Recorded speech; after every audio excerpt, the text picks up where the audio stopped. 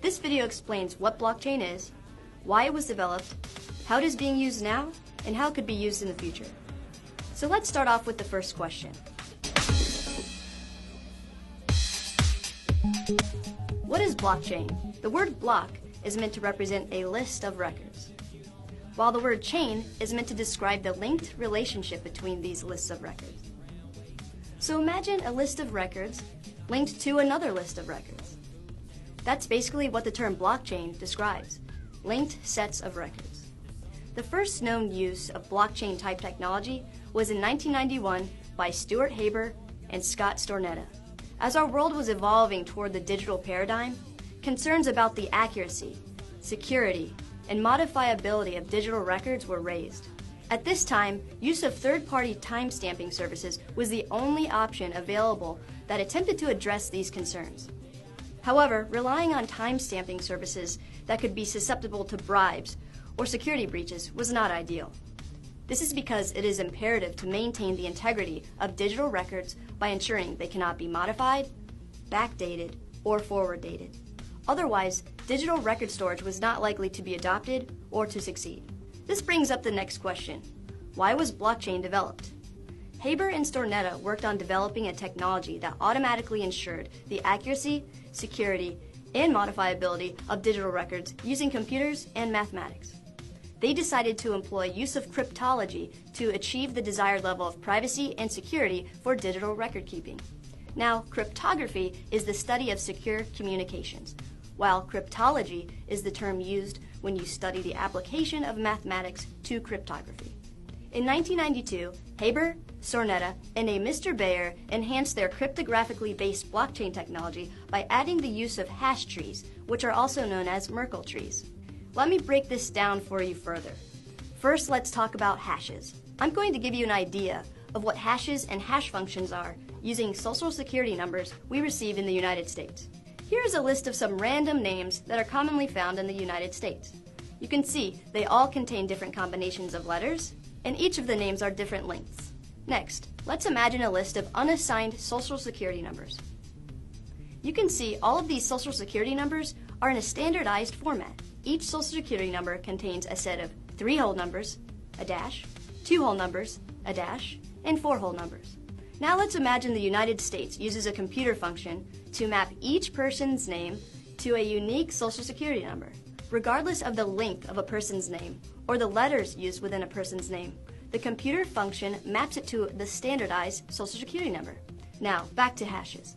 Any computer function that maps arbitrarily sized data, like a list of people's names, to a fixed form of data, like social security numbers, is called a hash function.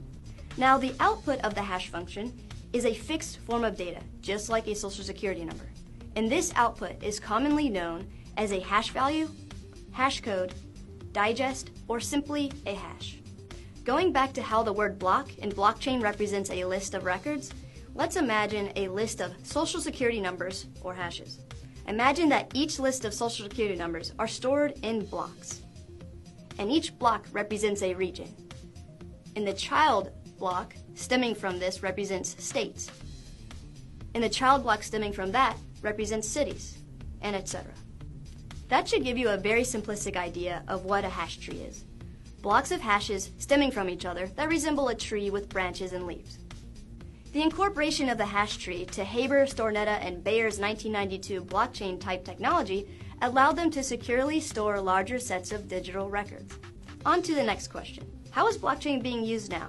It wasn't until 2008 that the first distributed blockchain was created for use as the underlying technology of Bitcoin, a digital currency. It was made by an anonymous person or group that goes by the pseudonym Satoshi Nakamoto. A common misconception is that Bitcoin is synonymous with blockchain. That, however, is not the case. The blockchain facilitates the secure and private transfer of the digital currency called Bitcoin, as well as posts the transactions to a public ledger to maintain data integrity. Right now, most financial transactions are facilitated and recorded through the use of private parties, such as banks, Visa, MasterCard, and other financial institutions. The Blockchain Foundation allows Bitcoin currency transactions to occur securely and privately, while maintaining the accuracy of the transactions by posting a time-stamped, unmodifiable record of the transaction to a public ledger without the use of a third party. Instead, it uses computers, mathematical algorithms, and cryptology to perform these functions, which allows a direct connection between the Bitcoin users by removing the need for a third party. So again, imagine a list of transactions as a block, and each block is being recorded on a public ledger. So as blocks of transactions are recorded on a running ledger, it creates a chain of blocks, hence the term blockchain. So where is this blockchain, and what does the term public ledger mean?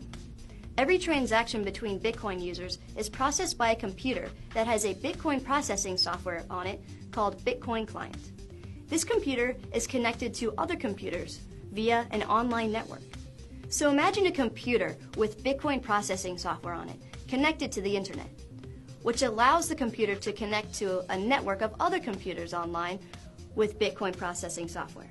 The technical term for each computer that participates in the blockchain network is the word node.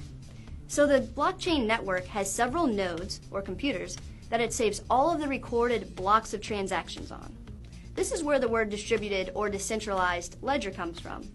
Since every transaction is saved on every node or computer with Bitcoin client software, on the Bitcoin network, the ledger of all Bitcoin transactions is described as distributed. So if you have a laptop with Bitcoin client software and keep it connected to the internet and the Bitcoin network, you will have the entire Bitcoin transaction ledger saved on your computer. So if your computer breaks, it will not affect the ledger because the same ledger is being distributed on several other computers around the world. So the network cannot be taken down at any specific point. All of these computers process and record blocks of transactions to this public ledger that is saved on all of the nodes connected to the Bitcoin network. The blockchain process creates unique hashes for each transaction, as I mentioned before, that functions to make transactions secure and private. These hashes, as well as timestamps and other unique identifiers, are created for each transaction and recorded on the public ledger. So anyone can go and look at the Bitcoin public ledger and see all of the transactions. When you send or receive Bitcoin, you can identify your transaction by the unique hash that is created, the address of the user it was sent to, which is a randomly generated set of numbers and letters, or the IP address it was sent from. So on to the next question. How can blockchain be used in the future? How else can we utilize blockchain technology besides facilitating digital currency transactions like it does for Bitcoin? There are several applications for blockchain technology in multiple types of industries. Blockchain technology creates transparency, validates and secures records, manages smart contracts, and eliminates middlemen or third parties. Some examples of how blockchain could be used includes recording land record transactions or mortgages, maintaining digital smart contracts like wills or promissory notes, managing digital identities like passports or birth certificates, housing distributed cloud networks to store information like documents or media, and a myriad of other exciting things. Thank you for watching my video. Blockchain will revolutionize our economy and lives over the next few years. What do you think blockchain technology has in store for us in the future? What other information should we know and understand about blockchain that I may have missed? Leave your comments below.